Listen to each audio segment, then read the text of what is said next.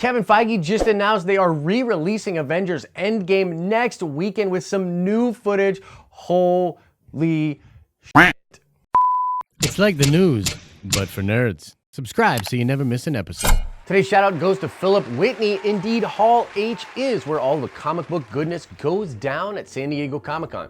Make sure you stay to the end of this video where we will ask another nerd card question. What is up, everybody? Happy Wednesday to you. I'm, of course, Josh. This is the Den of Nerds, and wow, man, just freaking wow, I did not see this story coming. If you're as hyped as I am about this, make sure you smash that like button. Let's get this one up there. All right, guys, breaking news from just over an hour ago. Kevin Feige, while doing a press junket in London, let it slip that they are actually going to be re-releasing Avengers Endgame very soon. He was being asked about eventually re-releasing the film because it's so close to catching Avatar, like less than $40 million away from the all-time box office record, and Feige said this. "We are doing that," Feige said. "I don't know if it's been announced, and I don't know how much ...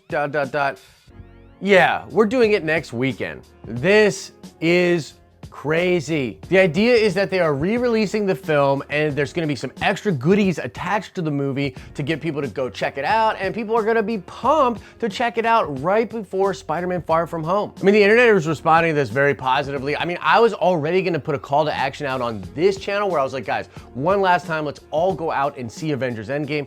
But now it looks like all of us nerds are gonna go out and check Avengers Endgame out one more time. Now, originally we thought this was gonna put in extra footage, perhaps be sort of like a Lord of the Rings extended cut of the movie, which is pretty crazy because the movie's already over 3 hours long. But then Kevin Feige clarified to Screen Rant that that's not exactly what's gonna be going down. While talking to Screen Rant, he said it's not an extended cut, but there will be a version going into theaters with a bit of a marketing push with a few new things at the end of the movie. If you stay and watch the movie, after the credits, there'll be a deleted scene, a little tribute, and a few surprises. So it's like we're getting a few Blu-ray features tacked on to the end of Avengers Endgame. I think this is pretty clever, man. I mean, you know, a few surprises. There might even be some teases about things coming for San Diego Comic-Con. I mean, at this point, like, I'm just blown away at the brilliance of Kevin Feige, at the brilliance of Marvel Studios, how they were able to not only establish this brand over the past 10 years and just, you know, give it all of the trust that it now has, but also just cleverly come up with new and interesting ways to keep the audience engaged.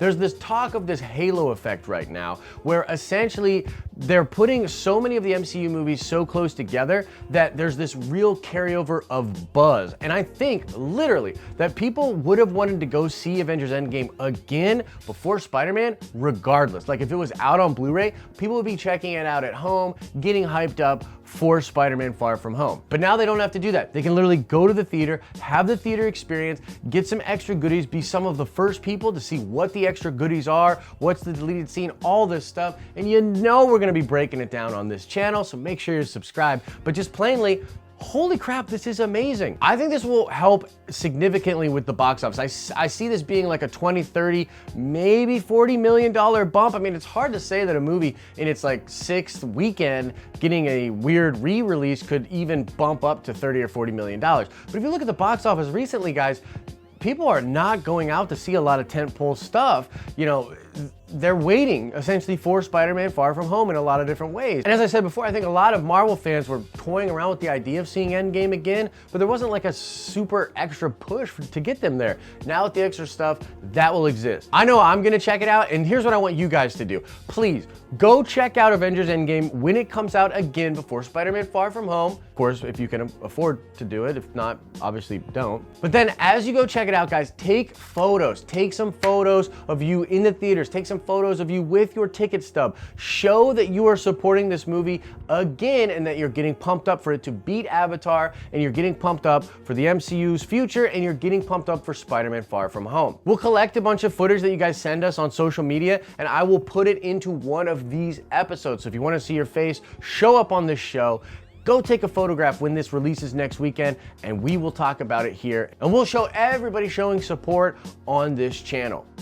Now, real quick before we get out of here, I also want to talk about the Spider-Man Far From Home social media embargo and how much money it's projected to make. Now, the embargo, the social media embargo lifts, it'll be like 2 p.m. Pacific time, so that'll be later in the day for me. I don't know if I'll be able to stop what I'm doing and actually do a video on it, so we're likely to talk about the early social media reviews and maybe that big Marvel Spider-Man announcement countdown thing on their Twitter on tomorrow's show. But I want to talk about here briefly the box office. And the box office for Spider-Man is looking better and better. It was coming in at projections around $150 to $170 million over a 6-day opening, because it's going to sort of roll out in different marketplaces. But recently there's been some things shifting around in China, and people think that the buzz might actually be going up, that the film might even hit a $200 million opening weekend. I don't know exactly what the projections would be domestic versus foreign, but either way, Spider-Man Far From Home is looking to be a box office titan.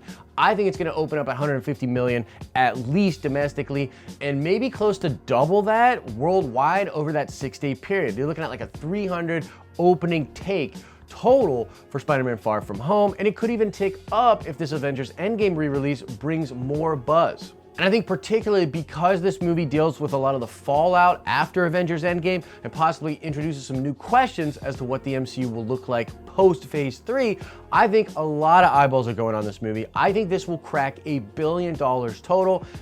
And I mean, dang, what can you say, man? The MCU is just winning. But that's the news, guys. Avengers Endgame being re-released. We talked about that at great length. Go take your photos when you go see it again. Let's help this thing beat Avatar. And the projections for Spider-Man Far From Home are looking beautiful for its opening weekend. I think it's gonna crack $1 billion.